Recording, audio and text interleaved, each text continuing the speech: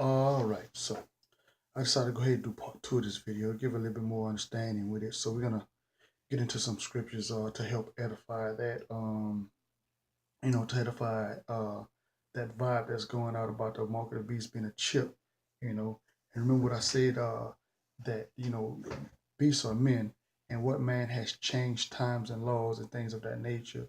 Being that the Father gave us a seventh day, this man has ordained the first day of the week. So by us honoring the first day of the week, we have the mark of the beast. You know, and not honoring the Father, being we're totally against the Father, which is the Antichrist. And we know the Antichrist is the beast. So if you're not with the Father, you're against the Father. So like I say, so when you look at all these various doctrines in Christianity and other religions, and I know a lot of people might get upset at that, but the truth of the matter is what it is. I'm not here for the to give you lies and fables. I'm here to give you the truth, and I'm not here judging you. You know, and that judgment will be part of the Torah law, part of the law. Because remember, how can you have a judgment day? You don't judge nobody. So if you convicted by what's being said, maybe you may change because it make no sense for the laws done away with. But you're talking about a judgment day. You have to have laws to judge people on. Just think. I mean, we have to use common sense and stop letting these people run game on us. You know what I'm saying? So with that being said, let's get into it. Let's get into how our people defiled the Sabbath. Okay, how did they do? How did they defile the Sabbath? So we're gonna go to Nehemiah, and we're gonna start off at 13 and 13 and verse 15. In those days, I saw in Judah some trading wine presses on the Sabbath, and bringing in sheaves and low asses, and also wine, grapes, and figs, and all manner of burdens, which they brought into Jerusalem on the Sabbath day. And I testified against them in the day therein they sold victuals. So these people were selling. They weren't just buying, but they were selling. So that's like, on the Sabbath, when people go to the mall or people go to different sporting events or whatever, even though you might think, you're not doing anything wrong, you know, you're you're condoning other people working and stuff like that. Not only that, you're purchasing things. You're supposed to be a day, a ref supposed to be a day that you're supposed to give to the Most High.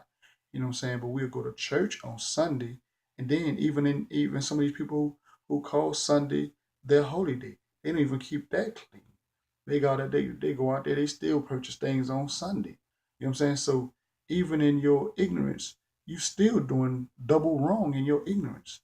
You know what I'm saying? So like I said, it's not a beat up on nobody, just to enlighten our people and show you that these people, you know, promote these false doctrines because when you start understanding the scripture benefits you. It don't benefit them. You know what I'm saying? Because these people have built a whole system, using our book, using our laws, using us in essence. You know what I'm saying? To to destroy us because they can't destroy the Father. Because remember, the adversary hates the Father, so he can't do nothing to the Father. So he do what? He destroy his children. Okay, so we see that our people sold all kind of things on the Sabbath and perverted the Sabbath, and the Father was against that. So let's go to let's go deal with let's go see what the Messiah said about the law, because you remember that vibe is out there, where the old covenant is done away with and stuff like that, and these various churches, not to get into no names because they know who they are, they promote that doctrine. So let's go to Matthew 5 and 15. It says, "Think not that I am come to destroy the law or the prophets. I am not come to destroy but to fulfill." So how you gonna say, well, the law is done away with, but here it is? Messiah didn't say that.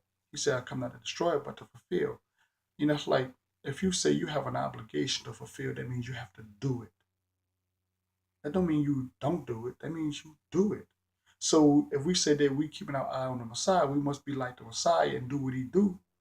If he come to do the law, do his obligation, why are you not doing your obligation? You see what I'm saying? I mean, we have to start using common sense when we hear these things, man, because you know these people have done a mind job on us, man. It's sad. It's real sad that they have done a mind job on us.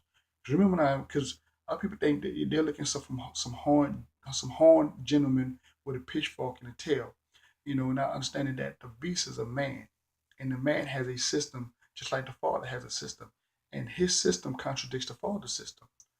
You know what I'm saying? So think about it. Like he said, the father said that this man shall change times and laws. So remember what I always tell y'all: read one or two verses above, one or two verses beneath, or hopefully you can read the whole chapter to get some understanding. So we're gonna get the changing of the time and laws. Let's go to Daniel. Let's go to Daniel 7, and we're just gonna read. We're gonna read one verse. We're not gonna read the rest of it. Like I said, I want y'all to read the rest of it, but we're gonna just read the one verse. We're gonna read verse 25. And he shall speak great words against the Most High, and shall wear out the saints of the Most High, and think to change times and laws, and then give and they shall be given into his hand until times, and divided the times. So it says, and he shall think to change times and laws. So that's that's like the laws. It's dealing with like when is the Sabbath or when is the day. Again, like I said, I'll get into the lesson because there's a vibe amongst Israel about the day starting when the sun set. It's not scriptural. I'll get into that. I'll break that down in the lesson and show y'all that the sun going down does not start a day.